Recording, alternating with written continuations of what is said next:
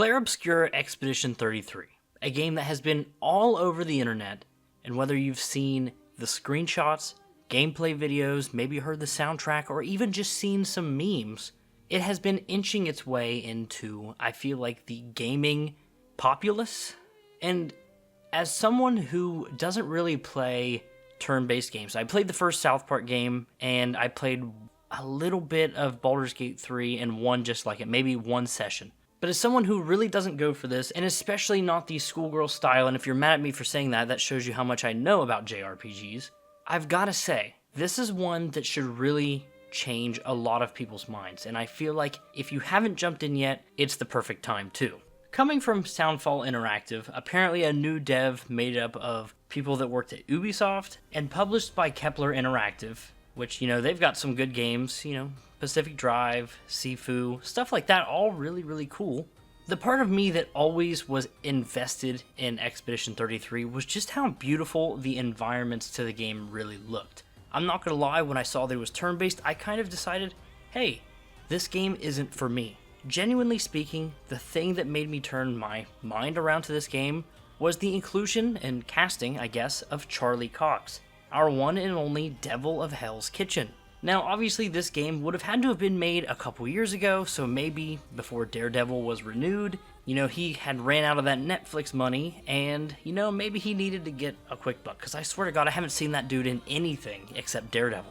But anyways, being Charlie Cox's agent is not the point of this video. The point is, I love this game. It has completely obliterated my expectations, and quite frankly, it has shifted my view of pretty much every game I've ever played. As anyone in real life would know of me, Oblivion is my favorite game of all time. It was just shadow dropped, and because I knew that game intimately, and while yes I did play it a little bit, and I play it here and there with my daughter, she sits on my lap and we play, and I quote, the cat game, it doesn't change the fact that I've ultimately passed up on playing the Oblivion remaster in favor of playing Clair Obscur Expedition 33. Partly because I didn't want to be spoiled, and partly because I just wanted to see more of this world, these characters, and how they evolve and challenge me and, its own storytelling over time. But the one thing that I want to truly emphasize, if you click off of this video early or anything like that, is that I have a hard time truly saying anything major that I have an issue with this game. Whether it be the writing and the very, very strong uses of foreshadowing, parallels, subversions of expectation, everything that the writers for the final seasons of Game of Thrones failed to do, it was pulled off here. And I'm pretty sure they got the writer off Reddit or like Craigslist or some shit like that, so that's awesome. But while we're actually talking about the story, let's stay there for just a minute. No spoilers for the greater narrative as a whole, but the basic concept is we start in this city called Lumiere. And every year there's this giant lady on the far-off continent called the Paintress, and she gets up and paints a new number, and the idea is that whatever number she paints, those people have a year to live. And, at the end of that time, you get Thanos snapped and turned into a bunch of, pretty flowers. Petals fly everywhere, and that's that. And so, off the bat, especially after the intro to the game, I'm not going to show any of it, I think it's beautiful, you need to see it for yourself. The emotional stakes are set off the bat, and that can only truly grow the more you interact and learn about the characters within your party or your expedition. You start off with Gustav, a very tragic character in this very tragic world. Of course, that's Charlie Cox, and yes, he does great.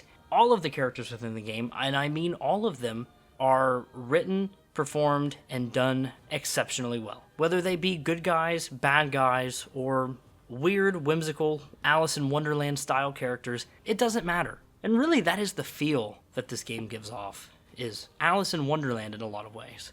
You start on Lumiere, and yeah, there's some weird magical stuff going on in the tutorial. You see things a little bit differently than you would see the normal world. But as these expeditions have gone on, clearly no one's ever came back. We're going into a deadly, yet mysterious world. So what's really cool is that while there are some notions of what goes on the continent, the party talks about gestrels, the paintbrush-looking creatures before we even meet them, but they don't really know for sure if they exist. And that goes for pretty much everything. All of these weird creatures, scenarios that you find yourself in, and world states are just things that you would never truly imagine Well, A, in the real world, but you get the idea that they don't really see that in that world either. But what really sells these emotions is the voice acting, or I guess technically the performances, the wide range of emotions from joking and whimsical, melancholy and sad, curious to ignorant, and all the way to straight up primal rage is done so well, especially by each of the cast members. You know, you've got Gustav, Lune is kind of like your mage character, you've got Mael, she's kind of, in a way, she's always kind of primed to be a bit of the moral center of the group. And because she is actually younger than the rest of the cast, you know, everyone else, they have 1 year left to live. She's went early. So she technically didn't have to go, but she's risking her life. And it's due to these little things like that. Each of these characters have their own motivations, their own griefs, and things to go through that you can't help but feel so strong about any of them. And yeah, and that hits the nail right on the head. The gommage, or, you know, the Thanos snap, is a direct parallel to terminal illness in my eyes. This game is all about grief, loss, and how to cope. There are other themes throughout the course of the rest of the game that deal with self-expression, and the game is very artsy in a lot of ways, but in the end, it all comes back to grief. And that's it. That's all I'm going to tell you about the story. I'm not saying anything else. All the footage shown is going to be from Act 1 of the game. There are multiple acts. I won't tell you how many, and I won't tell you how long the game is, because I do believe that is a spoiler in this instance, and it is meant to try to trick you in a few ways. Alright, now as we go into the second half of this video, I wanted to take this little section to air out literally every one of my criticisms. They don't all fall into any one category, and I figured the best way to do it would be just do them right here, right in the middle. Okay, first off, visually speaking, I only had 2 issues. In the overworld map, or I think maybe even just moving around the world, the draw distance for some of the foliage isn't very big, and while you can crank the game's settings up all the way, and it does look very beautiful, there is this very annoying pop-in feature when it comes to the foliage of the world. It's not in every location, but some of them are more foliage heavy, so you notice when some of them pop in and some of them don't.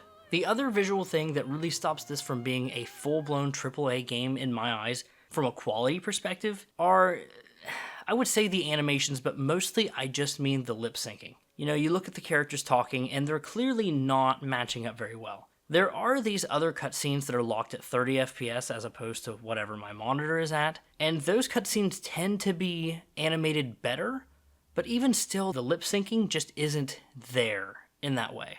And visually speaking, those are my only complaints with the game. And for a $50 game, I would say that's not that bad, considering a lot of the environments within the game are very beautiful, and much like Oblivion, a game that was on the 360 and was re-released just to try to stop my boy Clair Obscur Expedition 33 from doing great. This game's got some bloom in it sometimes, or it's very, foggy environments, and that's a little weird sometimes, but that's cool. That's cool. Okay, I gotta run this back and see which one's better. But just like Daredevil, Clair Obscur Expedition 33, it's got some foggy environments, alright? There's a lot of mist and stuff that the light is going to be reflecting on, giving that old school Xbox 360 bloom visual effect. Thank you for participating in the first ever Falling Hurts joke and gag segment. Call me Riley Reed. Oh, and another thing, while we're talking about presentation, the audio in Expedition 33 is exquisite. Obviously the voice acting, conveying every range of emotions from joking, melancholy, sad, happy, angry, pure, primal rage is amazing. But that's not even the whole extent of it. The soundtrack, it leverages both the vocals in some of the songs as well as, really poignant instrumentals that are catchy. They get stuck in your head, and I'm still thinking about it now. I haven't even listened to the soundtrack outside of playing the game yet, and it's still stuck in my head. And when it comes to the gameplay, I really love the sound feedback when, you pull off that perfect parry, and it sounds like that glass breaking sound effect, like you're breaking down the enemy, and it gives like that sound. I love it. It's so great. Everything is perfect. And now, please continue with the rest of the video that I definitely didn't just record, and forget a section that I had in my notes. Thanks. Goodbye. But okay, back to my complaints about the game. There's really still not that much. I would have preferred to have some kind of map. Of course, I'm not talking about the overworld map. I just mean that the collectibles within the game, namely the expedition logs, as well as finding different pictos, are really something that I wanted to find, and some of the environments from time to time are never bad, but because of there being no map, knowing where I've been and where I haven't been, sometimes you can get a little turned around and accidentally go the correct way. And from like an immediate fix, that's pretty much everything that I had. The only other complaint that I did have was that Act 2 of the game was kind of boring in its first half, and then it brought itself around in the second. This story really revolves around building up the, expedition members' relationships in that first half, and that's fun. And because of that, I wish it wasn't optional. I wish it was just a main part of the thing, because when you go to the camp, you can build out your relationships, spend time, and bond with the individual characters, and that's really cool. It leads to some cool gameplay stuff eventually, and of course, obviously, story. But I would have much rathered it just not be optional and something that was naturally in the game. There's already scenes for it built out. I would like to just have it. But ultimately, it just comes down to pacing for me. But okay, let's talk briefly about the gameplay and what I really, really like about it. Because I'm not trying to take up all your time, you can watch the gameplay on the screen that I've got, and you can kind of get an idea of both the visuals and the feel of the game for yourself if you haven't already watched plenty of videos. Ultimately, I think all of this should be experienced for yourself. The one aspect of the game that I do believe could turn people off is the combat. On one hand, you've already got it that it's turn-based, it's not action-based, and that's going to be a negative for some people off the rip. Where I do feel like for some, it could bring it back around to a more action standpoint, is that you're very active in dodging and parrying within the game. And there's other aspects that are added in. You can jump over enemies after a certain point, and there's even more after that.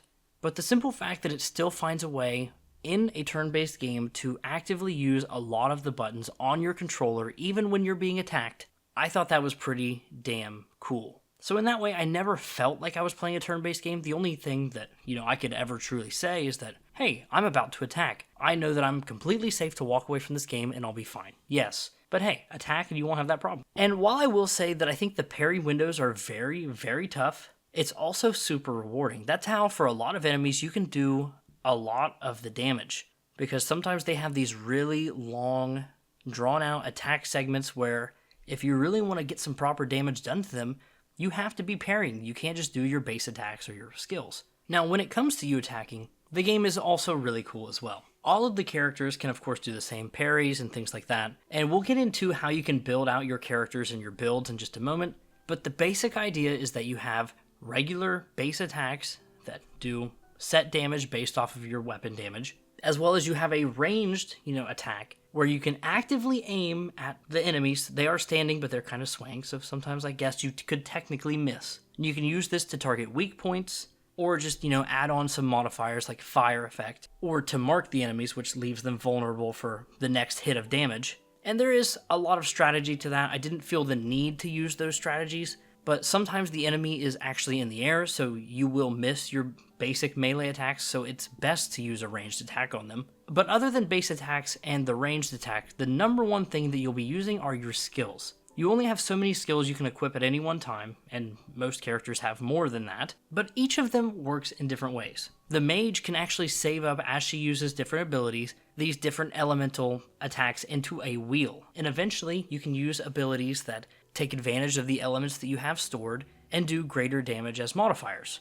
Mael, the girl that started the expedition way too young, what's really cool about her is she's like a duelist. She's got little, swordmaster skills, and her abilities, while yes, they do really cool effects in and of themselves, the number one special thing about her is that she changes her stance based off of what attack you do. Whether it be a more defensive stance, so she takes 50% less damage, but also does 50% less damage, or the more aggressive stance, which reverse, 50% more damage taken, 50% more damage done, or virtuous, which is like 200% extra damage. That's the one you really want to strive for as much as possible. And it's always a constant juggling act between any of these characters. Those are just two great examples. There's other characters, but I won't get into them.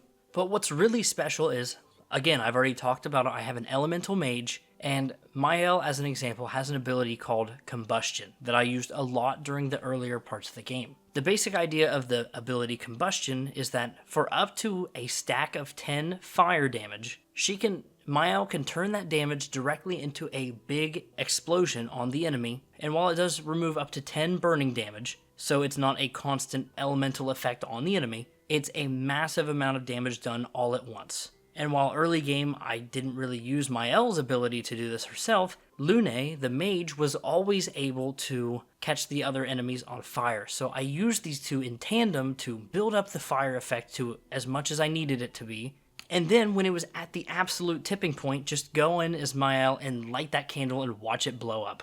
And it's these little intricacies between characters that is really special. There's a handful of characters that, you can only ever have 3 people in your active party at once, and you can swap these in and out, and it's very, very fun. The final thing to talk about with combat and the gameplay in and of itself, there's plenty of small things that I could talk about, but for the sake of the length of this video, I'm not going to. For instance, I can show the overworld on the screen here. It's very beautiful. And I like the way that it explains the size and dimension of the world in a way that's easy to present to the player, and it also makes it to where the game isn't just too big.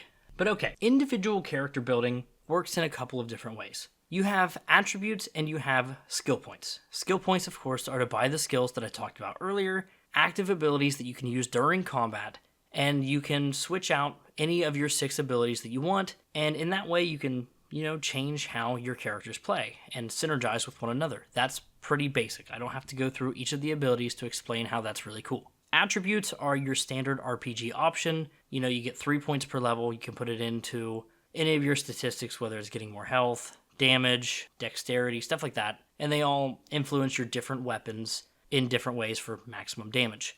With that being said, you also have different weapons that you can choose. And as you level them up, as you get through certain tiers, they unlock extra passives as well. So if you're trying to, for instance, one of the characters, there's a weapon that does base less damage than all the others at equivalent level, but instead of having 1 base attack, he actually swings twice. So to get the maximum damage out of turns, it really comes down to min-maxing, stuff like that, and the game asks you almost to break it in the best way possible, and the reason why is because it's always going to challenge you to do better than you've done before. So when you feel like, man, this is going to be busted, sometimes it still is, but it's very, very satisfying. And the combat from start to finish is nothing but satisfying. The wide variety of enemies that you face, even though it's a little stunted at first, it's a little basic at first, it gets there in such a unique and interesting way. There's plenty of different things you can face. And what really, really drew it in for me were the Pictos system, which Pictos, the best way I can explain it is that you find these different perks around the world. Each character can equip 3 perks. Let's say one perk you can have lifesteal. So every time you attack an enemy, you get some health back. You have that basic ability that it gives you, as well as some stats that it boosts that individual character. Like, for that one, let's say it also gives you plus 100 health when it's equipped. After you use that Pictos on a character for, I think it's 4 fights, you win 4 fights with it, then everybody in the party can equip it, which is absolutely insane. So you get something great like lifesteal. Anytime you attack, you get health back. You use that, and then anyone else can equip it. Now, the only distinction I will make, when anyone else equips it though, they don't get the extra 100 health. They get the active benefit from it, not the passive one. Unless, of course, you go in and make them equip the actual perk itself. Now, you don't get to use every perk that you unlock within the game this way. You actually have a limit per character, and it's their Lumina. Lumina are, items you find around the world, and you can kind of choose who gets the most amount of Lumina. It's an upgrade that you can give. You could put it all onto one person if you wanted, and they just get all of the abilities. But it's best to kind of at least keep your main 3 fighters pretty evenly distributed of all of their different abilities and Pictos. And at the end of the day, I feel like, swapping things in and out is always fun. And I always was challenging myself to find the most efficient builds and the things that synergize the best together. I already talked about how I was doing so with skills. I wanted to make sure I was also doing so with the different stat boosts. And with that being said, man, I love this game. I could talk about this game for hours. I actually had to record this video 2 different times because I was going on tangents, and this video is still going to be long. I'm going to say it right now that probably what's going to happen, I've got a big video coming out in the coming months, and I've got another big video planned after that. But immediately after those 2 videos are completed, I really think I'll have to do another video on Clair Obscur Expedition 33. It's going to be in another year or so. I'm going to have time to forget some of the story elements and replay the game again, maybe even in New Game Plus. But man, this is a game that's not going to leave my mind anytime soon. But this game gives so much for so little at a price of $50 US that, to me, it's a steal that you can buy it at full price and play it. Let alone getting it on Game Pass, where you can just get it with a subscription and still play my beloved Oblivion. With that being said, thank you so much for watching this video. Consider subscribing, and if this video was at all informative, if I somehow caught you and said something that changed your mind about the game that hadn't been done so up to this point, please let me know. That'd be really cool to hear. Either way, you should definitely play this game. It's too early for me to say where it falls in my ranking of favorite games, but it is easily within my top 10, which I've played a lot of games. But it is easily within my top 10, could be in my top 5. I just don't want to say that just yet. Thank you so much for watching, and for those who come after, goodbye. Putain, nobody. Wait, there's a message on the wall. Took mile to the weird corals. Head north, look for a door inside a hut. Maya. This doesn't make sense. Who would have written this? It sounds like an expeditioner, but everyone knows to sign their messages. Yeah, but they might have been in a hurry. I don't know. Doesn't sound like anyone on the team. What if it's a trap? The man on the beach? It's a lead. Our only lead. Whoever this is knows Mael. We have to go. No. Not yet. Protocol is to regroup at the rally point and wait 3 days. This message feels off. If it was an expeditioner, they would have stayed here. Everyone knows the protocol. Right, but they may have been in danger. Maybe this location has been compromised. Things change in the field. There's a reason. Protocol doesn't cover every contingency. You know that. There's a reason it's protocol. We designed it to yield the optimal result in the vast majority of situations. Was our entire team dying part of that optimal result? Look, I'm going after Maya.